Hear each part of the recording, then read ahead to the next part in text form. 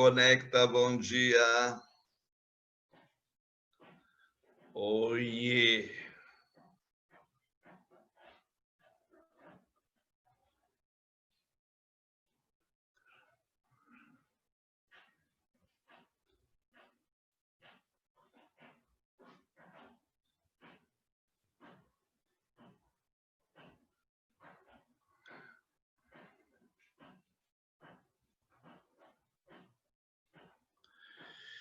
Tudo bem por aí? Com esse dia de hoje, ninguém está com vontade de cortar os pulsos. Ó, a Jéssica está na aula hoje. A Jéssica está na aula, dando bom dia pro Riquinho. A Riquinha da Jéssica. Jéssica, tu andava na praia esses dias aí? Acho que eu vi umas fotos na praia que tu estava dando umas bandas, Jéssica. Tô em Brasília, Soro. Olha só, Jéssica é muito chique. Nossa. Jéssica está em Brasília. Vai participar de uma sessão do Congresso aí, Jéssica? No Supremo Tribunal, vai dar uma banda lá no Supremo Tribunal, lá, Jéssica. Lá, manda um abraço lá para os ministros, para nós. Lá. Só se for para matar todo mundo. Nossa, gente. A Jéssica é muito chique, em Brasília. Jéssica, mas como é que tu viajou? Tu viajou de avião nesses dias? Jéssica, tu entrou num avião, Jéssica. Ou tu foi de carro, Jéssica? Tu entrou num avião num dia desses, Jéssica, com todo mundo com máscara, Jéssica. Tu não tem medo de pegar Covid-19, Jéssica? Tu viajou sozinha, viajou com todo mundo, viajou com a família inteira. Como é que foi isso aí, Jéssica? Com meu irmão. Olha aí, Jéssica. Muito bem, Jéssica. Ah, tá. Viajou de avião particular, né? Viemos passar um tempo com meu pai, que mora aqui. Ah, tá. Teu pai mora por aí. Tá, beleza, Jéssica. É a vida. Aproveita aí, Jéssica. Pobrezinha da gente. Manda um abraço aí pro senhor, seu pai aí, Jéssica, né? Diz aí, um abraço de Porto Alegre. Fretamos um jatinho. Ah, ô, meu, aí é outro papo, né, Jéssica? Manda um abraço pro senhor, seu pai aí em Brasília. Diz que nós em Porto Alegre chove sobre Porto Alegre, diz para ele. Hoje tá um dia frio, dia feio, 12 graus. Tá? Manda um abraço. E Jéssica continua mandando aqueles pratos de comida lá pelo Instagram, lá que eu fico com uma fome, que eu quero comer uma vaca aqui em Porto Alegre, quando eu estou por aqui e vejo as tuas comidas lá. Muito bem. E os demais estão por aí? Está todo mundo bem?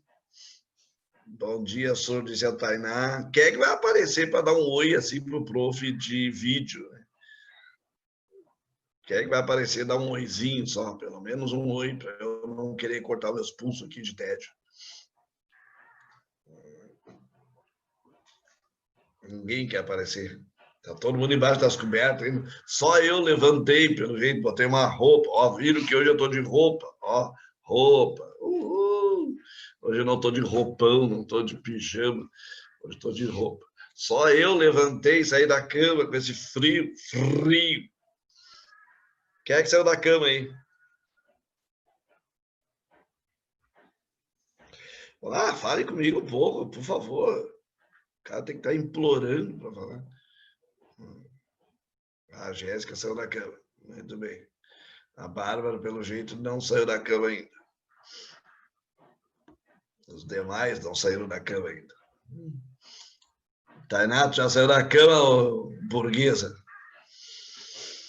Esses burgueses. Se não sair da cama, eu hiberno. Porra, Tainá. Pois é, Tainá. Tem essa situação toda aí. Ô, Nicole, tu já saiu da cama, Nicole? Nicole, eu acho que nem acordou, só botou o celular lá ligado e disse assim, vou dar uma offline no sistema. Henrique, tu já saiu da cama, Henrique? Ó, a Nicole já saiu da cama. Beleza, Nicole. Tomaram café? Deu tempo de tomar café? Comeram alguma coisa? Ah, eu não comi nada ainda, só estou tomando chimarrão. Mas agora já está me batendo a fome. Nem meus remédios eu consegui tomar. É que terça-feira é um troço meio apertado, assim. Eu tenho 2 períodos ali no Lindóia, já tem que sair para os períodos de vocês. Ainda me atrasei para o período de vocês só para poder mexer no material, tirar o material de um para o outro, ainda me atraso. Então, terça-feira é meio punk. Eu só vou poder comer mesmo alguma coisa depois que sair da aula de vocês. E ainda tem os bichos para levar para a rua, mas aí agora não dá para levar para a rua com esse tempo aí, cara. Ah, coisa ruim. Tá, eu na semana passada. Na semana passada, vocês trabalharam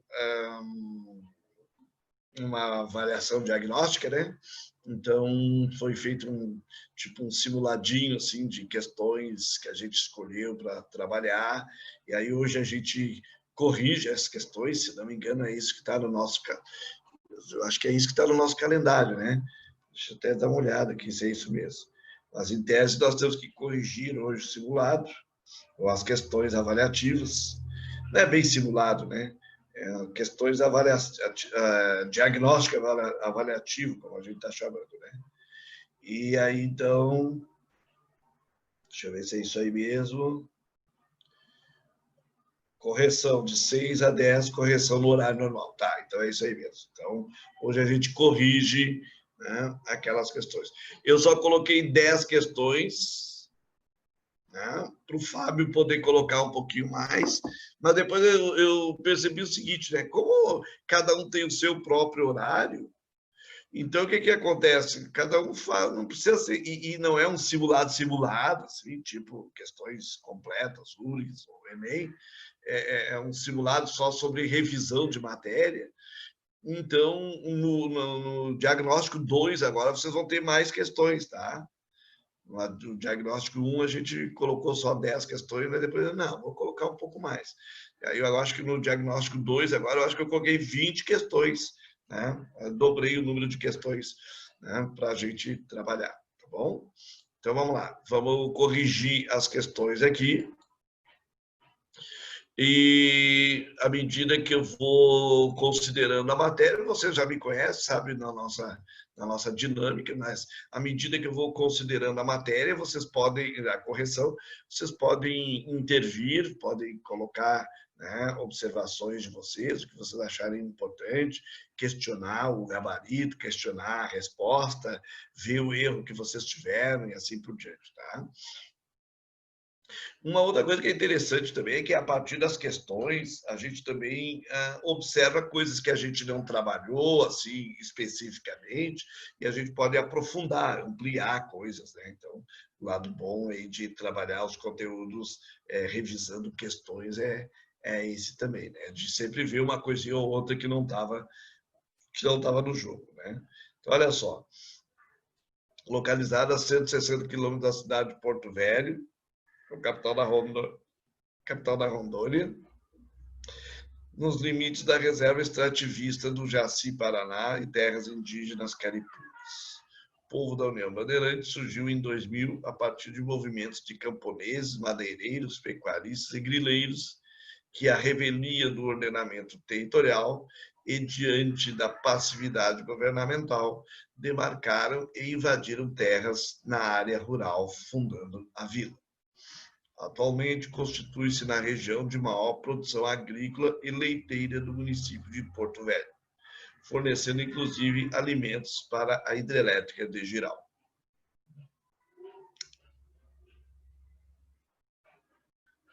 Que situação, né, meu?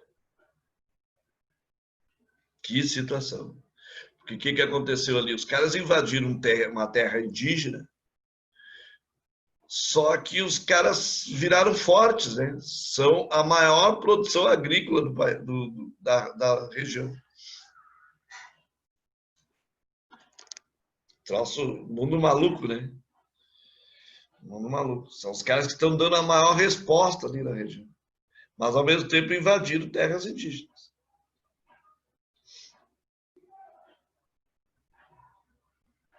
Tá?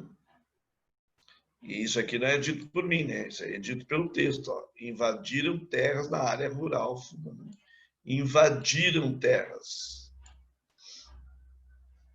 Então, lá no norte do Brasil, essa tem sido uma das maiores situações de problema verificado na região, que constitui aquilo que a gente chama de arco do desmatamento.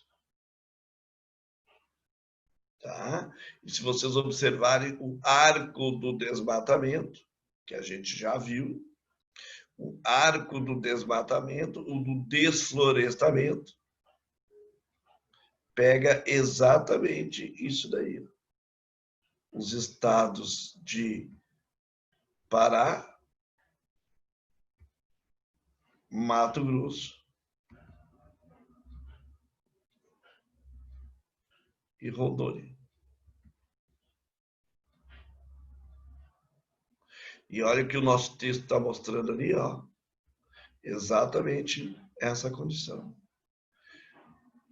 Limites da extrativismo lá em Rondônia, onde, por sinal, tem uma hidrelétrica, né? Hidrelétrica geral. Município de Porto Velho, Rondônia. Arco do desmatamento. Então, a dinâmica de ocupação territorial descrita foi decorrente do quê, né? Ela decorre, esse processo de invasão decorre de quê? Decorre da expansão de frentes pioneiras ou de frentes agrícolas. A expansão das frentes.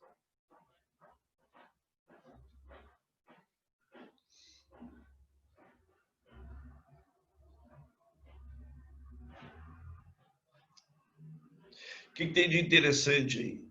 O que tem de interessante é que essa expansão das fronteiras, quando lá dos anos 70 o governo colocou a expansão das fronteiras agrícolas, o governo colocou essa expansão como um projeto. Então, essa expansão da fronteira agrícola estava dentro de um projeto que visava ocupar melhor o centro-oeste do Brasil e o norte. Estava num processo de interiorizar o Brasil. Os militares aproveitaram uma ideia que eles sempre têm, essa ideia de preocupação com a defesa do território, né? Então, a ideia de segurança nacional. Então, ocupar o Brasil no seu interior para evitar que outros ocupassem. E, então, o governo estimulou o pessoal para o pessoal ir para o centro-oeste, para o norte.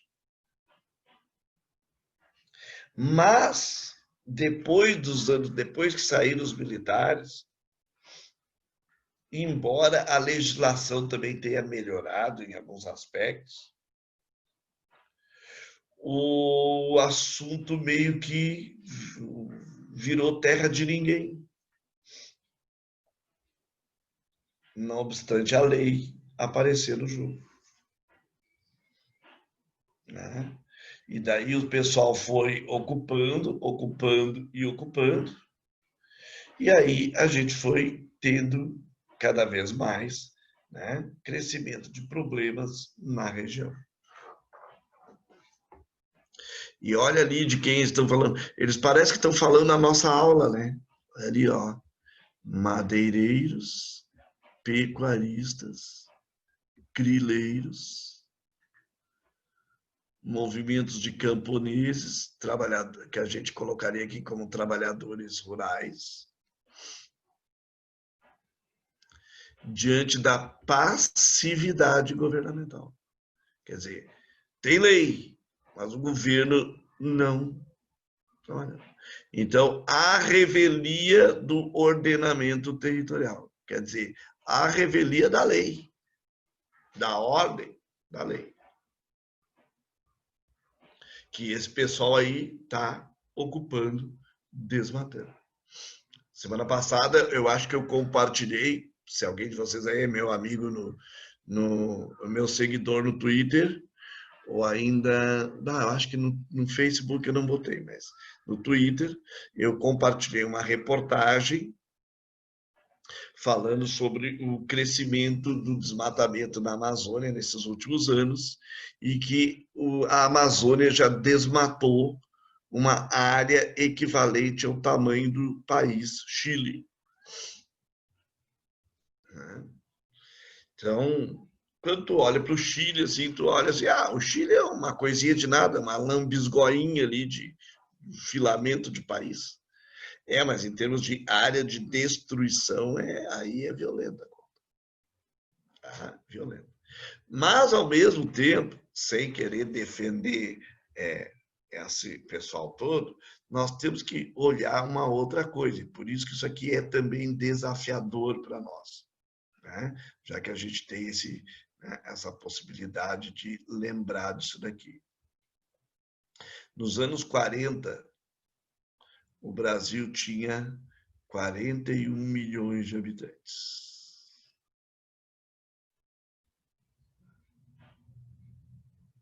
Nos anos 70, quando começou a expansão das fronteiras agrícolas, o Brasil tinha 93 milhões de habitantes.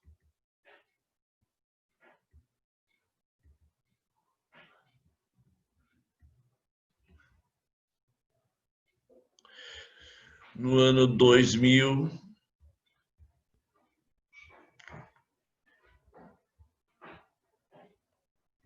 o Brasil tem 165 milhões de habitantes.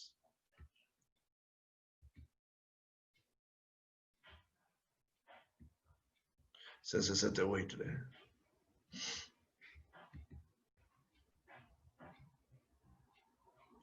Então, nós temos uma outra coisa que a gente tem que levar em conta, é que existe uma pressão demográfica.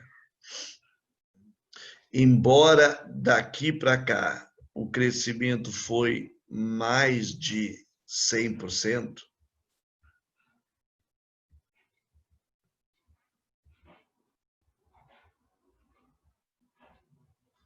de população, e daqui para cá o crescimento não chegou a 100% da população, menos de 100%.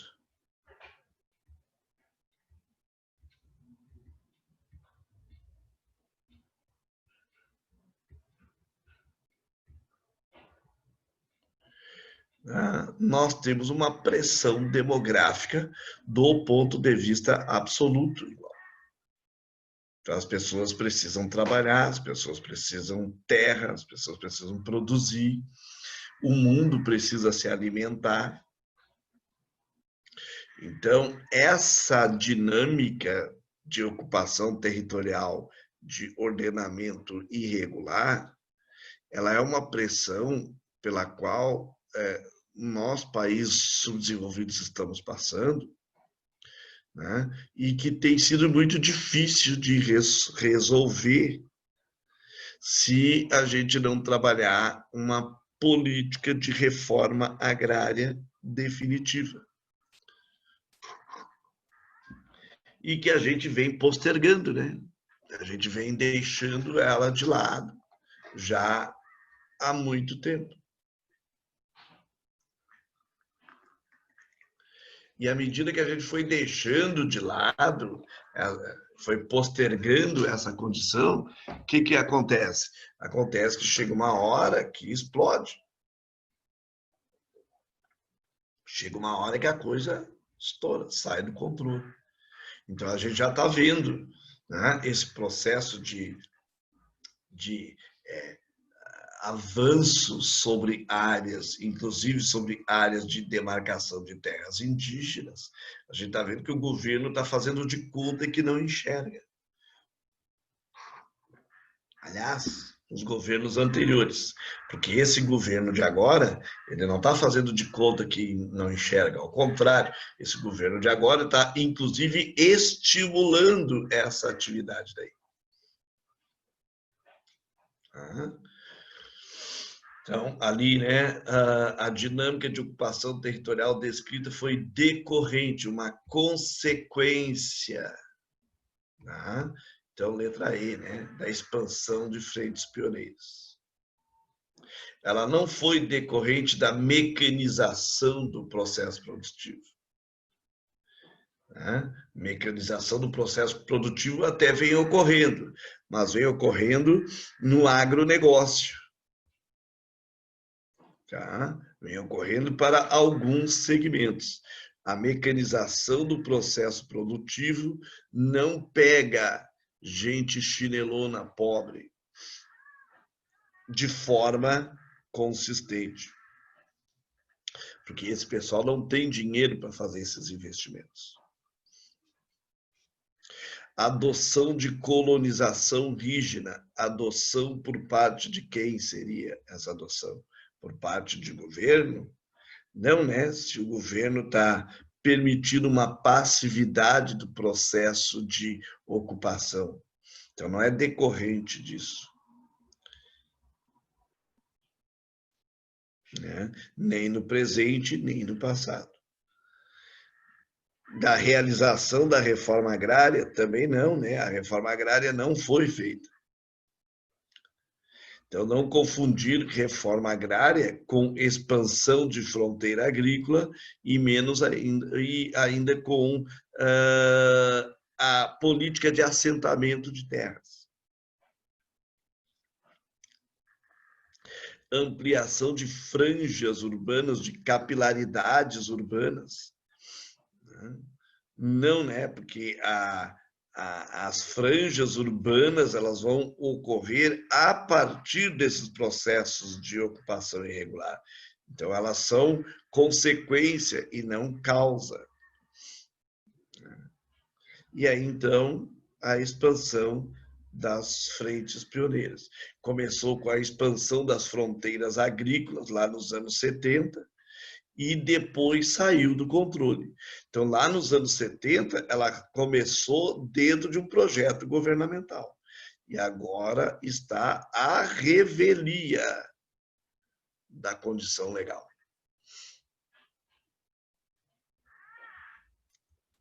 Foi? Tranquilo? Então, questão 1, letra E.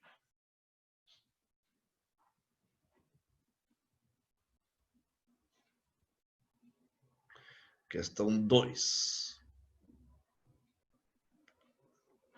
No segundo Congresso Internacional de Ciências Geográficas, em 1875, aqui compareceram o presidente da República, o governador de Paris e o presidente da Assembleia. O discurso inaugural do almirante expôs a atitude predominante no encontro. Cavalheiros, a providência nos ditou a obrigação de conhecer e conquistar a terra.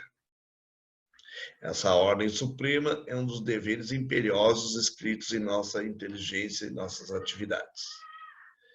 A geografia, essa ciência que inspira tão bela devoção, em cujo nome sacrificadas tantas vítimas, tornou-se a filosofia da Terra.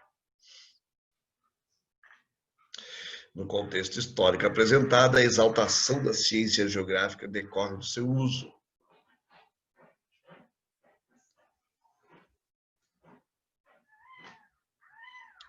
Seu uso para quê? Então, para que serve a geografia? Então, primeiro, né, começar a tratar a geografia aqui com um caráter científico, né? A ciência geográfica.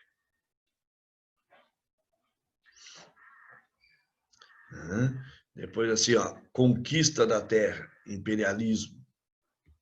1875, nós estamos 10 anos antes da Conferência de Berlim.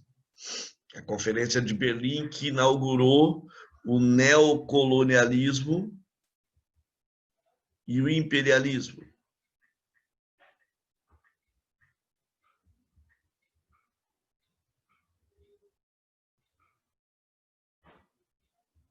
Tá? Neocolonialismo e imperialismo.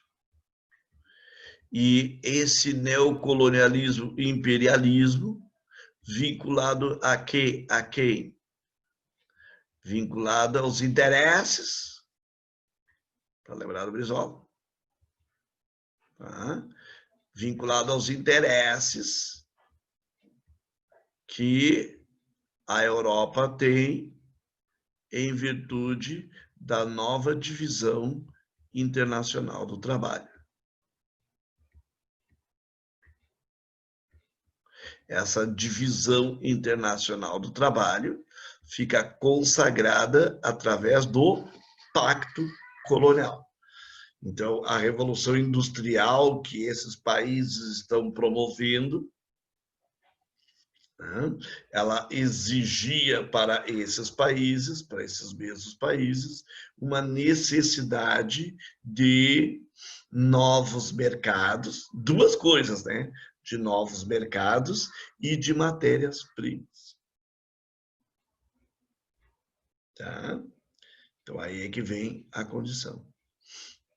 E aí, então, vão se utilizar da ciência, do conhecimento, que estão inscritos nas inteligências e das atividades deles. Ou seja, a ideia aqui de superioridade, de supremacia racial.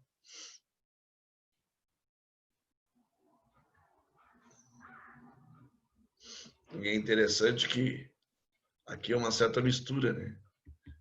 A providência. Deus nos deu isso. Claro, né? Eles não falaram Deus porque ia ficar muito um direito divino, quase, né? Por direito divino. Mas é quase isso, né? O direito divino. Deus nos deu isso. Deu a quem? A eles, europeus, né?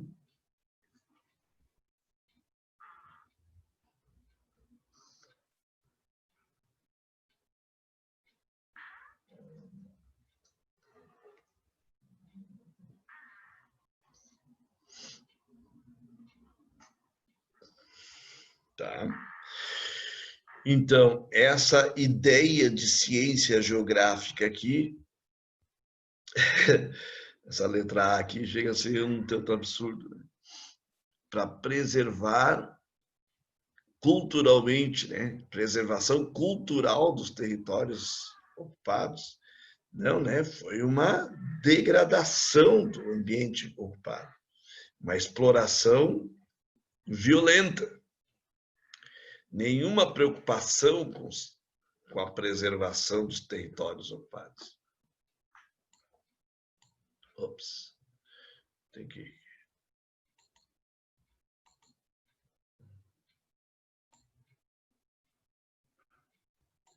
Então, no contexto histórico, né, quer dizer, naquele momento apresentado, a ciência geográfica decorria de quê? Estava em função de quê? Né? Da formação humanitária da sociedade europeia, humanitária. Né? Quer dizer, não, né? Conhecer e conquistar a terra, dominação, obrigação de dominação da terra. E aí, então, catalogação de dados úteis aos propósitos colonialistas, né? Ou seja, reconhecimento, né? Quer dizer, a ciência geográfica utilizada como uma forma de dominação, atendendo os propósitos dos colonizadores. A letra D é uma coisa absurda, nada a ver, né? Desenvolvimento de técnicas matemáticas de construção de cartas, né? De mapas, né? Não, né? Não é nesse sentido que eles estão falando. Consolidação do conhecimento topográfico como campo acadêmico, também não, né? Consolidação do conhecimento geográfico, né? Mas no sentido de dominação, né? de superioridade, como uma justificativa. Né? É interessante notar aqui que isso aqui nos leva àquela ideia do darwinismo social. Né? Quer dizer, existe uma supremacia europeia, branca, que justificou o processo de domínio territorial. Então, letra C, Canadá.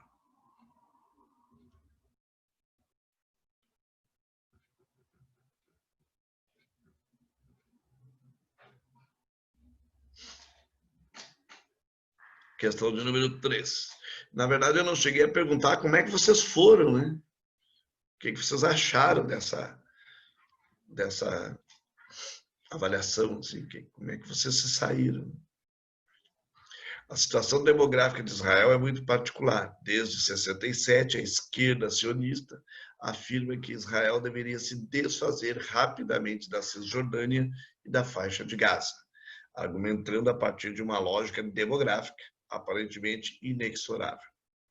Devido à taxa de crescimento taxa de nascimento árabe ser muito mais elevada, a anexação dos territórios palestinos, formal ou informal, acarretaria dentro de uma ou duas gerações uma maioria árabe entre o rio e o mar. Tá? A preocupação apresentada no texto revela um aspecto de conduta política desse Estado, identificado a quem? Né? De novo, né? Bom, no caso ali do Oriente Médio, essa questão aqui eu coloquei uma situação de terra ali e tal, mas talvez essa questão que vocês precisariam ter uma outra explicação antes de... Agora eu vi que eu acho que essa questão aqui ela ficou meio deslocada.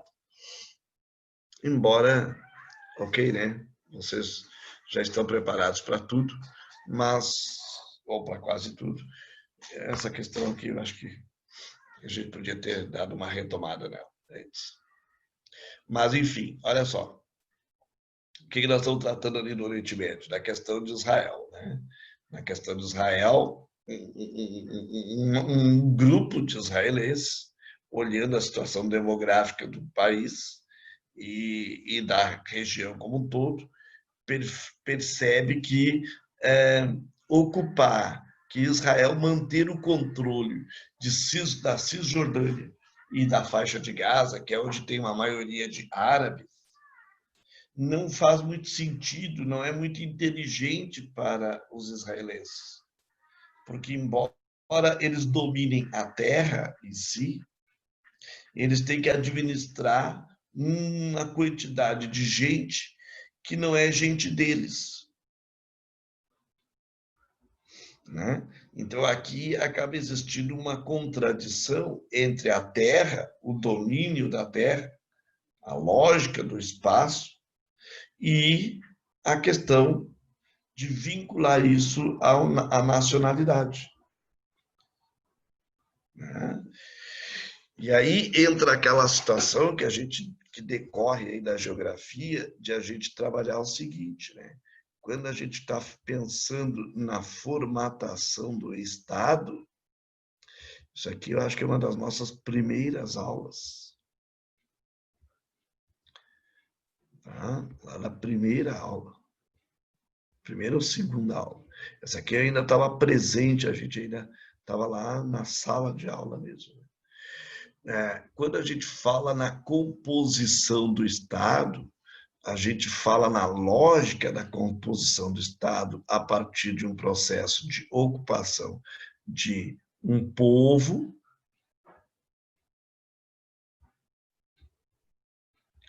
vinculado a um território, a uma terra delimitada,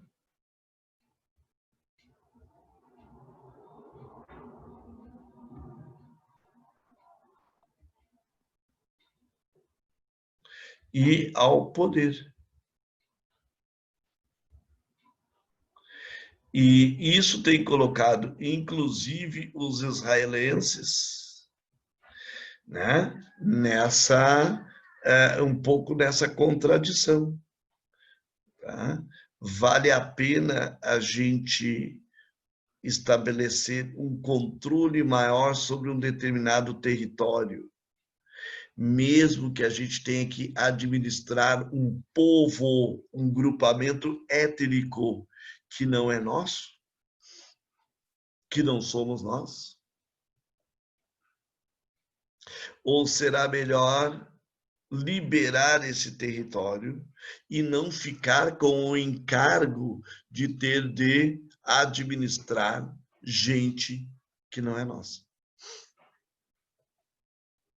E, por outro lado, ver, assistir um pessoal que é maior do que nós crescer à nossa volta, entre o rio e o mar.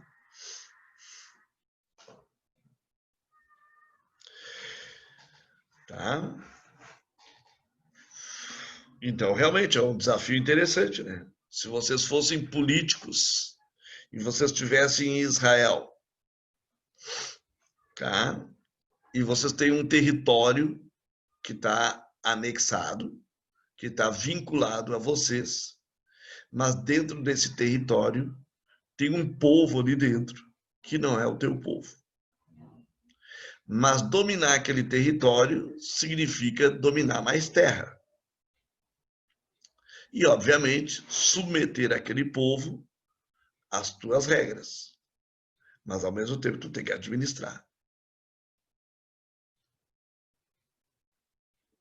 Ou, do outro lado, liberar aquele povo e aquela terra para que eles se administrem, para que eles se governem, mas tu fica com menos terra.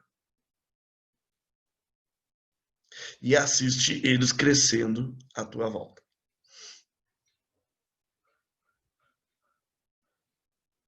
Tu vota em que segmento? Com quem é que tu compõe tuas forças políticas? De que lado?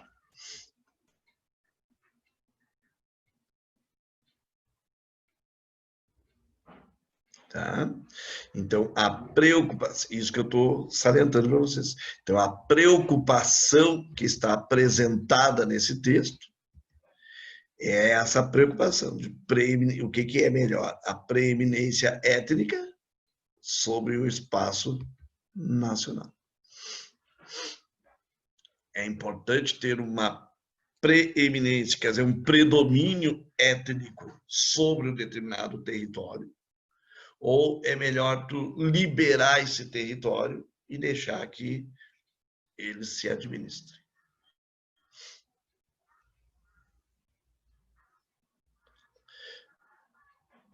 Pensando bem, eu fiz bem em deixar essa questão aí. Que é uma questão interessante mesmo. Tá? Então, a preocupação dessa questão apresentada aqui é para abdicar da interferência militar em conflito? Não. Abdicar, não. Abrir mão, não. É uma preocupação em admissão da participação proativa em blocos regionais? Não, né? Participação proativa, não. Os caras estão falando ali de como é que vão administrar essa taxa de crescimento de um povo que não é teu. Quer dizer, eles não querem compor com os árabes. Eles estão num dilema. Administrar um território onde tem um grupo de gente que não é deles, ou liberar esse território, mas ver crescer à sua volta um bando de gente que não são eles.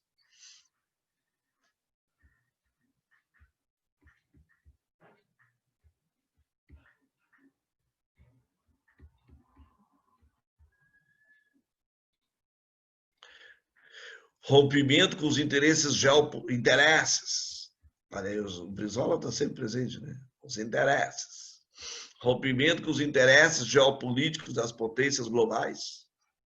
Rompimento não, né? Aquilo ali é uma questão, por enquanto, tratada internamente entre israelenses, mas obviamente que as questões geopolíticas que estão no entorno do Oriente Médio, questão do petróleo, controle da água, né?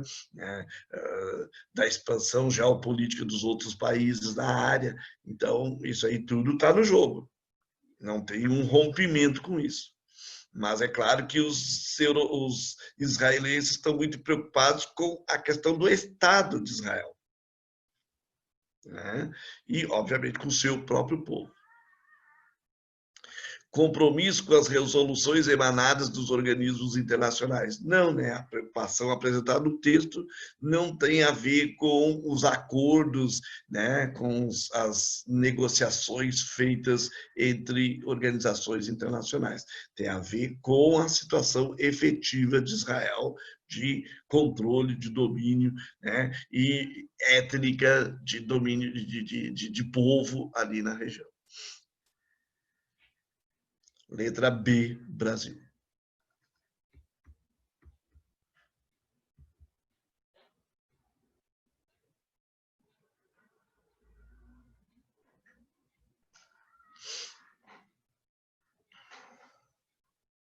Uma pesquisa realizada por Carolina Leves, especialista em ecologia do Instituto Nacional de Pesquisa da Amazônia, e publicada na revista Science, demonstra que as espécies vegetais domesticadas pelas civilizações pré-colombianas são as mais dominantes. As espécies vegetais domesticadas pelas civilizações pré-colombianas. A domesticação de plantas na floresta começou há mais de 8.000 anos. Primeiro, eram selecionadas as plantas com características que poderiam ser úteis ao homem, e em segundo momento era feita a propagação dessas espécies. Começaram a cultivá-las em pátios e jardins por meio de um processo quase intuitivo de seleção. O texto apresenta um novo olhar sobre a configuração da floresta amazônica, por romper com a ideia. Esse texto está procurando mostrar para nós, né? E aqui, ó, os indígenas foram os primeiros a alterar o sistema ou o ecossistema da Amazônia. Tá? Então, isso aí derruba a ideia de que a Amazônia é intacta, que a Amazônia não foi ocupada, que a Amazônia era natural, etc. Tá? Derruba essa ideia. Mas, ao mesmo tempo, consagra a ideia de que havia e de que há uma conexão muito forte entre o processo de ocupação e de uso da Amazônia com a preservação por parte dos indígenas. Então, é isso que fica claro. Por quê? Porque os indígenas, digamos assim, respeitam a floresta, respeitam o ambiente, usam dela sem degradá-la. Tá?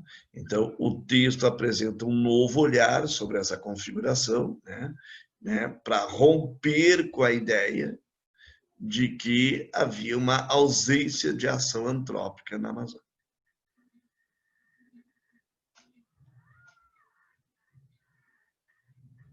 Tá? Não rompe com a ideia de primazia de saberes locais, não rompe com essa ideia. Ao contrário, fortalece essa ideia.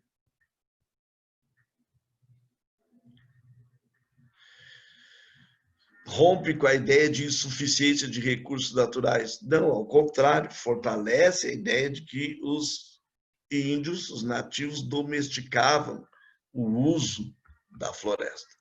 Domesticaram o uso da floresta. Ou seja, com abundância de recursos. Respeitaram essa abundância. Rompe com a ideia de necessidade de manejo ambiental. Não rompe com a ideia de necessidade de manejo. Ao contrário, fortalece a ideia de que há uma necessidade de manejo ambiental.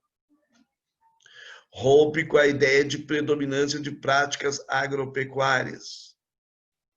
Não houve predominância de práticas agropecuárias. Houve predominância ou houve um processo de utilização dos recursos da natureza de forma a preservá-lo.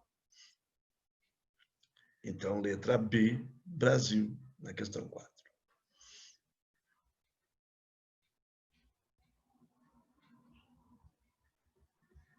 Tranquilo?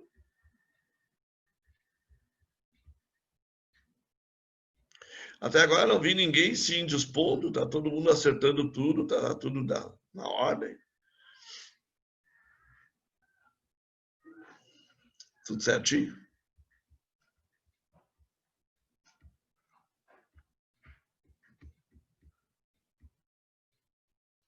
Ninguém questionando nada. Acertaram tudo? Tudo certo, diz a Bárbara. Beleza. Questão 5.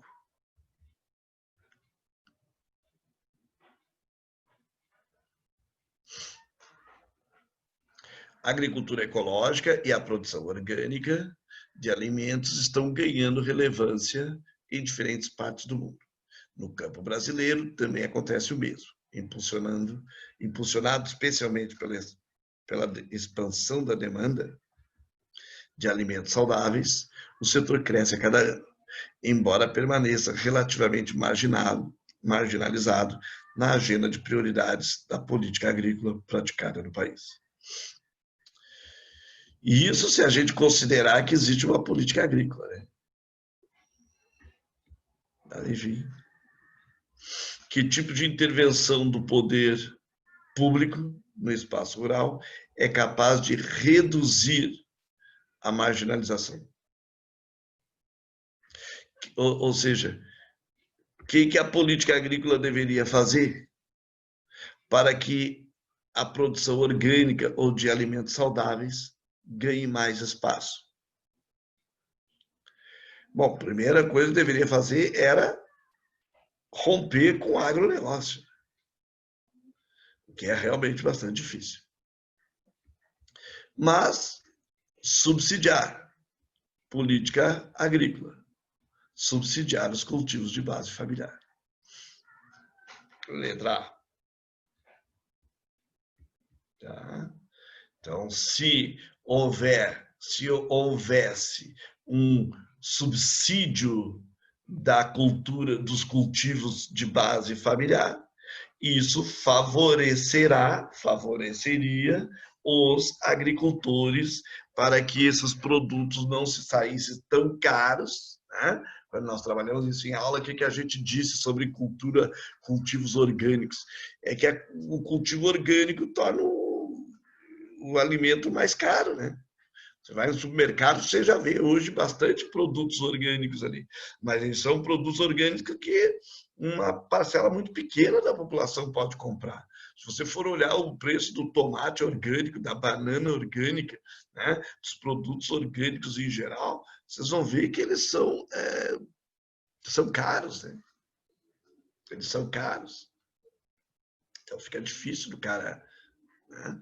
Para eles se baratearem um pouco, o que precisaria? Precisaria de ter uma política agrícola que subsidiasse isso daí.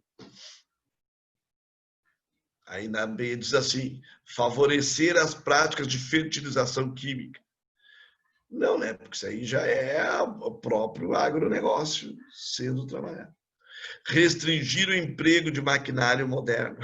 Não, né? Como é que a gente vai ir contra a ciência, contra a modernização? Não, né? Não dá para ser assim também. Quer dizer, nós temos que compatibilizar a ciência, os recursos da tecnologia, com a capacidade produtiva. Então, novamente, né? Política. Não, a gente não tem muito como sair fora da política. Controlar a expansão dos sistemas de irrigação. Não, né? Isso aí é uma bobagem, assim, isso aí não tem, a letra D não tem nem o que dizer dela, de tão boba que ela é. Regulamentar o uso de sementes selecionadas. É outra alternativa tão ridícula que não tem muito o que se dizer, né? Regulamentar o uso de sistemas selecionados. Tá bom, essa aqui até a gente até poderia discutir um pouquinho, porque aconteceu um negócio interessante, assim, lá nos anos... Quando os transgênicos chegaram, as sementes de soja, desculpa, quando as sementes de soja transgênicas chegaram aqui no sul da América, houve uma discussão sobre isso, né? O uso ou não de sementes selecionadas. E o governo, naquela época, ele foi o governo Lula, por sinal, disse o seguinte: olha, o uso de transgênicos deve estar vinculado a um debate primeiro, a uma discussão primeiro, porque ninguém sabe ainda se os transgênicos fazem bem ou não. Então, regulamentar quer dizer colocar regras no uso de transgênicos. Naquele momento lá, 2002, 2003, os agricultores aqui do Rio Grande do Sul estavam trazendo sementes transgênicas clandestinas da Argentina. Semente de soja transgênica. Tá? Porque o Brasil não tinha ainda regulamentação sobre isso.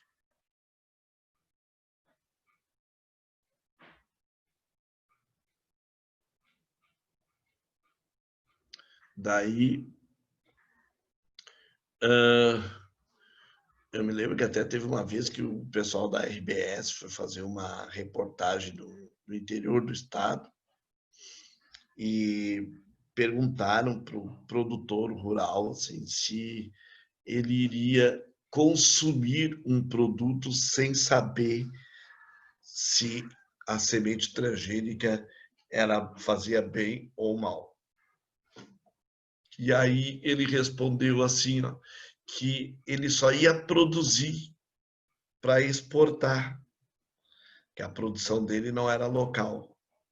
Então, tanto faz se ela faz bem ou faz mal, porque era para exportação.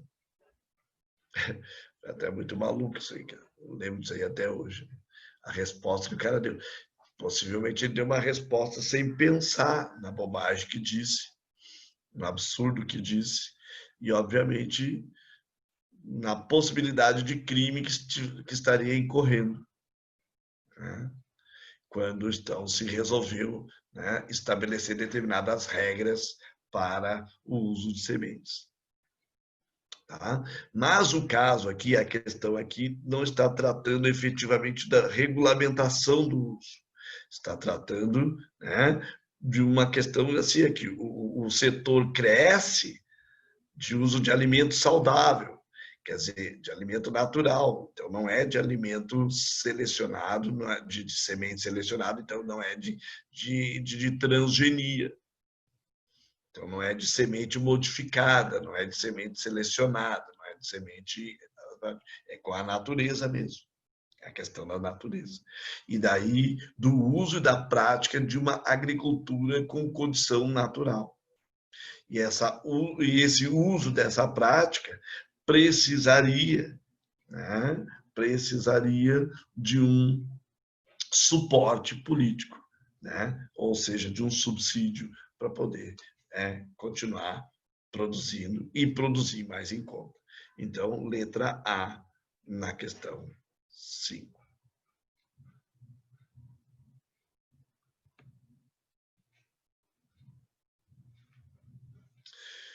No início da década de 90, dois biólogos importantes, Redford e Robinson, produziram um modelo largamente aceito de produção sustentável, que previa quantos indivíduos de cada espécie poderiam ser caçados de forma sustentável, baseado nas suas taxas de reprodução. Os seringueiros do Alto Juruá tinham um modelo diferente, a quem lhes afirmava que estavam caçando acima do sustentável, dentro do modelo, eles diziam que não, que o nível da caça dependia da existência de áreas de refúgio em que ninguém caçava. Ora, essa acabou sendo o modelo batizado de Fonte Hall, proposto 10 anos após o primeiro por Novaro, Bodmer e o próprio Redford, e que suplantou o modelo anterior. no contexto da produção científica, a necessidade de reconstrução desse modelo, conforme exposto no texto, foi determinada pelo confronto com conhecimento empírico apropriado pelo senso comum. Né? Ou seja, a prática, né? Quer dizer, a experiência, né? Trabalhada em cima do uso que determinado ambiente tinha da sua forma de agir. Então, a produção científica ali entra em choque, né, com o conhecimento empírico existente ali, trabalhado pelo senso comum. Então, ficam os dois meio que se batendo ali. O que seria melhor no processo de ocupação do território, de produção do território, de reconhecimento do espaço, de capacidade de trabalho do espaço.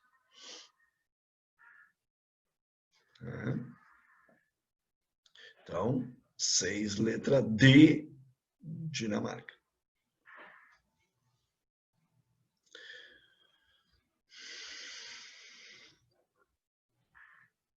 Conclusão operacional obtida por lógica dedutiva. Não, né? Porque não foi partido de uma experiência geral indo para o particular e nem do particular indo para o geral. Partiu de um senso comum, apropriado pelo senso comum. Então, não foi uma lógica produzida racionalmente. Foi só o uso comum. Visão de mundo marcada por preconceitos morais. Não, não era uma visão de mundo com preconceito. Era uma prática comum. Hábito social condicionado por religiosidade popular. Não, não era religiosidade popular. Era um senso comum, algo usual. Padrão de preservação construído por experimentação dirigida, quer dizer, pela condição científica. De novo, não, era o senso comum. Tá? Então, letra D, Dinamarca.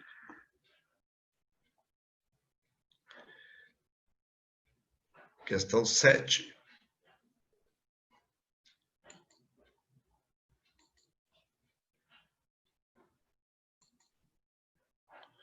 A segurança alimentar, perseguida por cada agrupamento humano ao longo da história, passa a depender atualmente de algumas poucas corporações multinacionais, que passam a deter uma posição privilegiada nas novas relações sociais e de poder. Essa concentração de dependência no ano de 2001 se aplica a cada um dos quatro principais grãos: trigo, arroz, milho, soja. De forma que cerca de 90% da alimentação da população mundial procede de apenas 15 espécies de plantas e de 8 espécies de animais. Isso aqui é forte, né? 90% da alimentação do planeta procede de 15 espécies.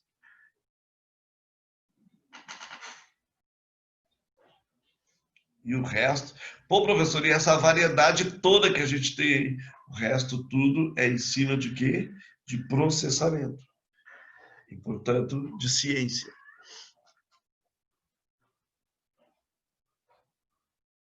Uma medida de segurança alimentar que contesta... Ó, alguém apareceu aí. Tudo manipulado, exatamente.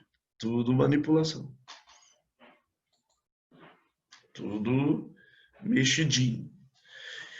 E aqui, então, essa segurança alimentar, quer dizer, a nossa segurança alimentar hoje está nas mãos de uma meia dúzia de empresas transnacionais que movimentam o campo, a produção, a ciência e a tecnologia dos transgênicos, a farmácia, que são os medicamentos, né? Então, uma meia dúzia, sustentado por bancos, pelo sistema financeiro. Então, uma medida de segurança alimentar que contesta o modelo descrito, né? O que seria uma coisa assim que bate de frente com isso daí? A produção orgânica, né? Incentivar a produção orgânica. Que a gente já discutiu um pouquinho ali acima, né? É a agricultura familiar versus o agronegócio. O agronegócio pensa na segurança do modelo sistêmico atual, pensa no bastantão, no mundo. O lance é jogar comida aí no mundo. E a produção orgânica pensa, o lance é dar qualidade de vida para a condição alimentar das pessoas. O que alguns críticos da produção orgânica dizem é o seguinte: tá, tu acha mesmo que nós poderemos... E aqui tem uma questão que pesa, tá? Tem uma questão que pesa, ela é provocadora. Tu acha mesmo que a gente consegue alimentar 7,5 bilhões de habitantes com produção orgânica? Em outras palavras, produção orgânica tem condições de ser uma produção em larga escala? Ou nós estamos fadados à dependência da ciência e da tecnologia, inclusive para alimentação, nos próximos tempos? Partindo do pressuposto que o ser humano está saindo da casa dos 6 bilhões de habitantes no ano 2000, e quem sabe, possivelmente, em 2050, chegarmos a 9 bilhões e meio, como é que nós vamos alimentar essa gente toda?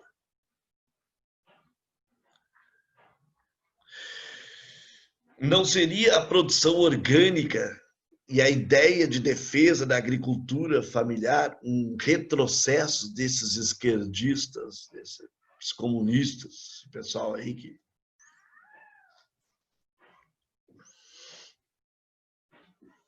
se coloca contra o progresso?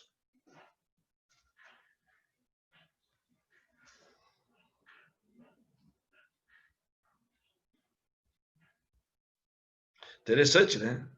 No fundo, a gente também consegue filosofar em cima de agricultura, né? Ou sou eu que sou muito maluco também. Não, mas sim, né? As próprias questões estão nos levando a fazer certos questionamentos, né? 8.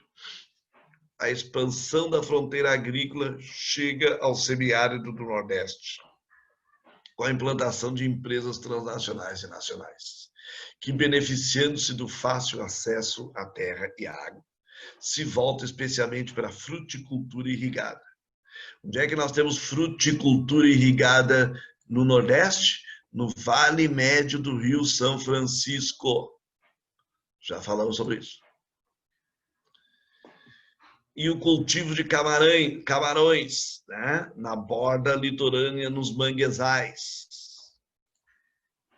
O modelo de produção agrohidronegócio caracteriza-se pelo cultivo em extensas áreas. Extensas áreas é latifúndio, antecedido pelo desmatamento e consequente comprometimento da biodiversidade. É larga escala. As atividades econômicas citadas no texto representam uma inovação técnica que trouxe como consequência para a região... Bom, o próprio nome já está dizendo ali, né? Expansão da fronteira agrícola, chega ao semiárido com a implantação de empresas transnacionais. Então, se elas são transnacionais, intensificação da participação no mercado global.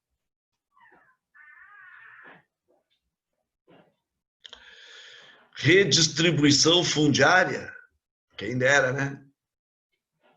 Para esses esquerdistas, quem dera. redistribuição de terra. Valorização da diversidade biológica, quem dera, né? Não, né? Nós estamos ali, coisas específicas. Cultivo de camarão, fruticultura irrigada. Quer dizer, produtos pontuais que as empresas transnacionais chegam em determinadas áreas e elas vão potencializar, elas veem, elas observam uma possibilidade de retorno lucrativo em determinadas áreas se aplicar a determinados tipos de atividades. Então, obviamente que eles não estão pensando em biodiversidade, não estão pensando em preservação, não estão pensando, né, em respeito às culturas locais, nada. Estão pensando no mercado. Implementação de cultivo orgânico, não, né? É mercado. É lógica do agronegócio. Expansão da agricultura familiar, não. Está ali empresas transnacionais fechando com agronegócio.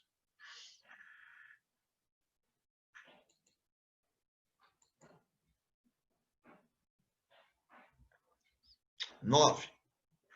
O ganhador do Prêmio Nobel Philip Fernandes,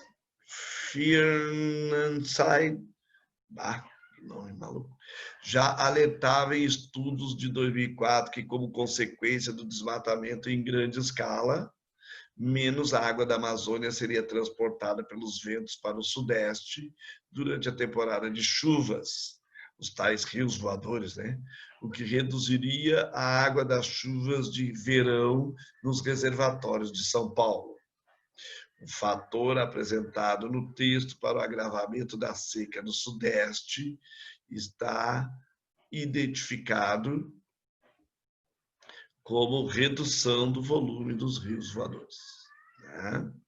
Então, os rios voadores é essa dinâmica do fluxo do processo de evapotranspiração e evaporação na Amazônia, que pega os ventos contra-alísios com essa enorme evaporação e traz do norte para o sul, fechados pela Cordilheira dos Andes, esses ventos retornam e começam a circular próximo dos trópicos, onde são empurrados, no caso do Trópico de Capricórnio, empurrado pelos ventos alísios.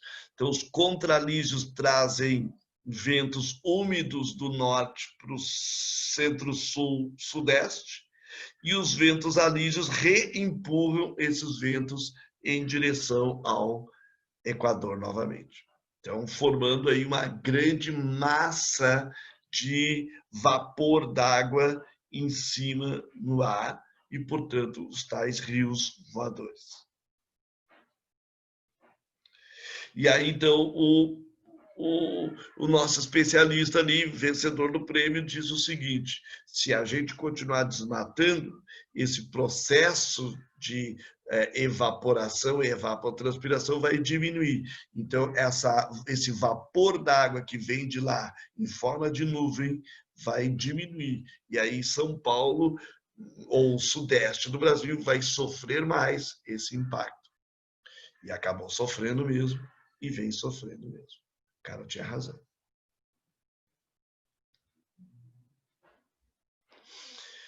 No primeiro semestre do ano 2009, o Supremo Tribunal Federal, a mais alta corte judicial, prolatou decisão referente ao polêmico caso envolvendo a demarcação da reserva indígena Raposa Serra do Sol, onde habitam aproximadamente 19 mil índios, né, aldeados nas tribos Macuxi, Vapixana, Taurepang, Igaricó e Paramona, em julgamento paradigmático que estabeleceu uma série de conceitos e diretrizes válidas, não só para o caso em questão, mas para todas as reservas indígenas demarcadas ou em processo de demarcação no Brasil. A demarcação de terras indígenas, conforme o texto evidencia. a função do direito na organização da sociedade. Ou seja, a importância que tem o ordenamento político-jurídico de uma sociedade. Então, deve existir projeto de lei vira lei e a justiça julga as condições das leis, defendendo direitos ou praticando, em tese, a justiça. Tá? Então, a função do direito aí na sociedade é para que as normas e as diretrizes válidas sejam cumpridas, para bem que uma sociedade possa se guiar por aquilo que a gente chama de Estado de Direito. E, no caso, democrático, né? Estado democrático de direito. Ou seja, em outras palavras, um presidente de um país, né, reforçar que proprietários de terras possam se armar para defender a sua propriedade, não está no ordenamento jurídico do país. Não é dessa forma que se defendem direitos. Então, o que torna as coisas realmente bem delicadas, né, nos tempos que nós estamos vivendo hoje. Ampliação da população indígena na região, era isso que a demarcação de terra indígena está defendendo, evidenciando? Não. Mobilização da sociedade civil pela causa indígena? Também não. Pode até ser de uma forma indireta, né? Pô, as pessoas começaram a ver na televisão, ouviram falar, leram nos jornais, tal. Pode até ser que a sociedade civil comece a se interessar pelo caso, mas aí a sociedade civil se mobilizar, não, foi forte demais. Né? Diminuição do preconceito contra os índios do Brasil, não era essa a ideia do Supremo Tribunal, né? A ideia do Supremo Tribunal foi defender uma questão de direito, né? Então, eu não estou nem julgando se fez justiça ou não. Pressão de organismos internacionais em defesa dos direitos índios pode até ter ocorrido, mas não é isso que o texto está tratando. Né? E aqui é interessante, ó, conforme evidencia o texto, né? Ou conforme o texto, né, deixa claro. É essa a ideia. Então, letra B, Brasil. Foi? Eu não sei como é que vocês se saíram. Alguém quer dizer alguma coisa? Ah, professor, eu achei isso, achei assado, achei simples, achei complexo, achei fácil, achei bom, achei... O que vocês acharam dessas questões aí? Como é que vocês perceberam? Vocês poderiam falar um pouquinho aí sobre isso?